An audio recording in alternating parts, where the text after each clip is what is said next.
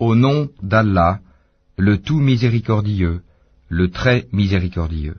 Par ceux qui arrachent violemment, et par ceux qui recueillent avec douceur, et par ceux qui voguent librement, puis s'élancent à toute vitesse, et règlent les affaires, le jour où la terre tremblera au premier son du clairon, immédiatement suivi du deuxième, ce jour-là il y aura des cœurs qui seront agités d'effroi, et leurs regards se baisseront.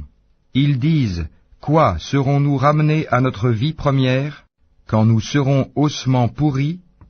Ils disent, ce sera alors un retour ruineux. Il n'y aura qu'une sommation, et voilà qu'ils seront sur la terre ressuscités. Le récit de Moïse t'est-il parvenu? Quand son Seigneur l'appela, dans Towa, la vallée sanctifiée, va vers Pharaon, vraiment il s'est rebellé.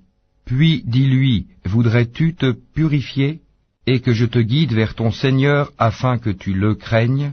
Il lui fit voir le très grand miracle. Mais il le qualifia de mensonge et désobéit. Ensuite il tourna le dos, s'en alla précipitamment, rassembla les gens et leur fit une proclamation, et dit, c'est moi votre Seigneur, le Très-Haut. Alors Allah le saisit de la punition exemplaire de l'au-delà et de celle d'ici-bas. Il y a certes là un sujet de réflexion pour celui qui craint. Êtes-vous plus dur à créer ou le ciel qu'il a pourtant construit? Il a élevé bien haut sa voûte, puis l'a parfaitement ordonnée. Il a assombri sa nuit et fait luire son jour. Et quant à la terre, après cela, il l'a étendue. Il a fait sortir d'elle son eau et son pâturage. Et quant aux montagnes, il les a ancrées, pour votre jouissance, vous et vos bestiaux.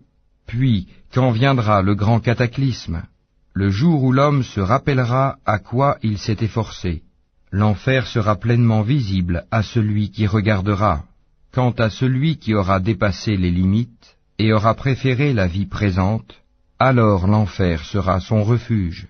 Et pour celui qui aura redouté de comparaître devant son Seigneur et préserver son âme de la passion, le paradis sera alors son refuge. Il t'interroge au sujet de l'heure. Quand va-t-elle jeter l'ancre? Quelle science en as-tu pour le leur dire? Son terme n'est connu que de ton Seigneur. Tu n'es que l'avertisseur de celui qui la redoute. Le jour où ils la verront, il leur semblera n'avoir demeuré qu'un soir ou un matin.